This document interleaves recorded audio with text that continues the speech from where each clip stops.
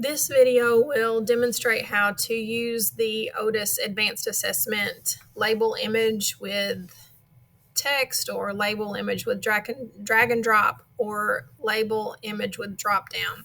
So they all kind of set up the same. It's just kind of depending on what you want your students to be able to give back to you. So I'm going to start with showing you an example. So this is a finished product, and this is what the student would see.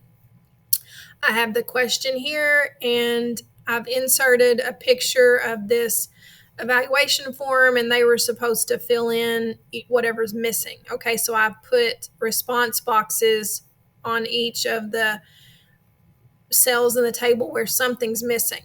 And for this one, I did a drag and drop. So they do have a word bank at the bottom. Okay, so they're going to be able to click on this and drag forward. So dresses appropriately for work will be here beside well groomed, clean, and neat. Okay, so that's one option, and they're just labeling this image that I put up there. So I just wanted you to kind of see what the end product was, and I'm going to show you how to build one. So you're going to go to assessments and click create assessment, and it is an advanced assessment. And remember, you just have to fill each of these out. So this might be unit 2 test, and we're going to make it an advanced, or just make it a test, and grading scale is going to be points, and then next. Okay, so now we're going to start building items for our test. So we're going to click create and say something about this. We're going to do label a cell. This is going to be the example that I show you. So we're going to click add new. And here in this search bar, you can find it quickly by just starting type in label. And here are your 3 options: label image with drag and drop, label image with drop down, and with text. Okay, again, they all set up pretty similarly in that you upload a picture and then you just place your response boxes wherever you need them. So I'm going to do the drag and drop to show you. Okay, so you're going to put your question here. So you're just going to type here for your question. So label the cell below. And then you're going to upload your picture. So you're going to edit this one. Oh, here, I'll show you how I got the picture. So here I have this picture on a Google Doc, and if I want to use it in my Otus, I'm just going to use my snipping tool here and click new. And I'm just going to do a really quick snip of it here, just kind of highlight so it gets all of it. It did catch a little bit of that normally wouldn't be there. But I'm going to go ahead and click save snip and save it as cell. Okay, and now I'm going to go back to Otus and replace the image that's there. I'm here in my pictures. I'm just going to type cell in my file name and then click open. And it's too big. All right. That one is too big, so let's go back. Make this a little smaller. Okay.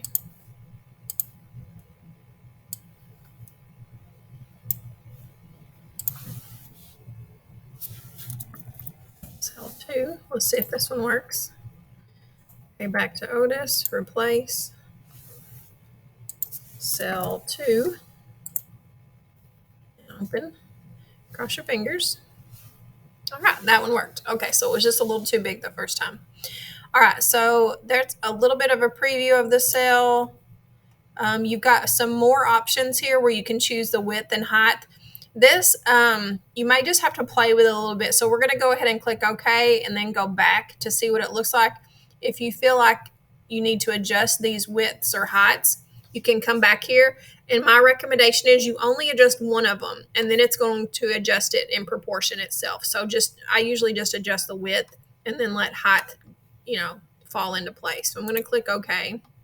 So if this size looks okay for what I'm wanting to do, so I'm not going to, edit it anymore. However, if I did, here's your image preview. I could just go in here to edit, and it'll take me back, and I can adjust the size if I need to. So you're going to scroll down, and here's where you're going to enter in your response containers. Okay, so here they are. You can draw them and resize them. You can add pointers to them if you want to, or you can delete them. So I'm just going to click on this one. And actually, this one might need, I'm going to put it kind of right here. So that's clearly for this line, right? And then I'm going to just click on number 2 here, and I'm going to drag it. You can resize these just by dragging that corner. I'm going to pull number 2. I'm not sure what it's pointing at. I'm going to put number 2 right there. I'm going to grab number 3, pull it up here. Okay. And I'm just placing response containers. So here's 1, 2, 3. Now we need another one.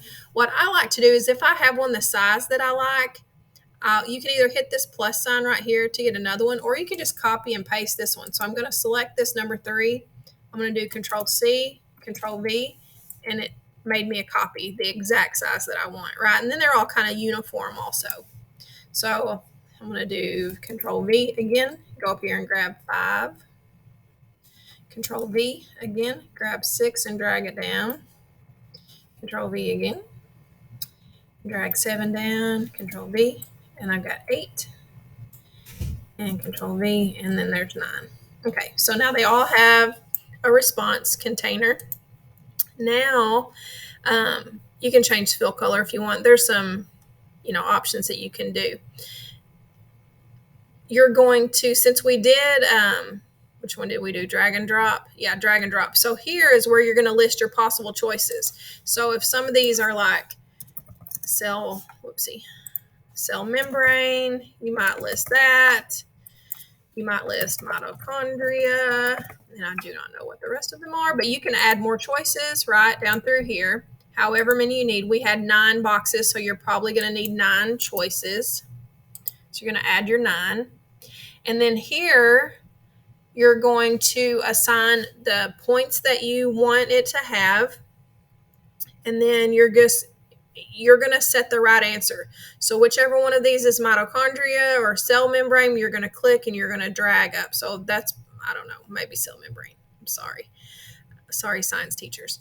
But you're going to drag up in here and whichever one. So you're going to set the right answer and it will grade it for you.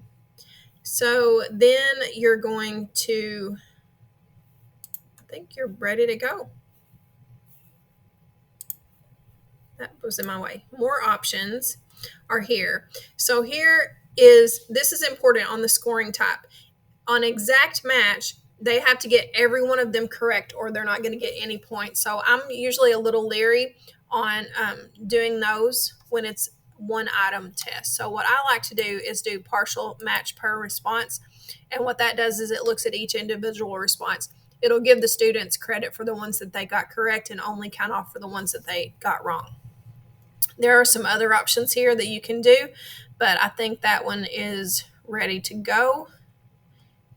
And then you're just going to click save. And here is that question in your bank. Okay, so let's look and see what it looks like. So if you click on it, it's going to give us a preview. Here's our nice cell. Here's all of our response boxes. We would have had, all of our options down here for the word bank, and you just click and drag and move them up. So that is label image with drag and drop, and the other two work very similarly. I can see lots of ways to do this. I'll just show you some examples. Of course, that was one of them. Here's a math example that you could do. Find 4 ordered pair solutions by completing the table. This is the question part, right? And then you're just going to do a snip of this table and save it as a picture and put it in there, and then the students can fill in the table with their correct answers. So that's a way to do a math one. And then here's the one that I showed you in the beginning, the example. This is just a table that I already had created. I just took a snip of it and put it in there, and then the students fill in each of the empty cells. So lots of different ways to use this. It just depends on what you need. Obviously, maps are, kind of an obvious thing that you can do for it, but lots of kind of creative ways that you can use this one. So I hope you like it. If you start doing it and you have any questions, just let me know. Thanks.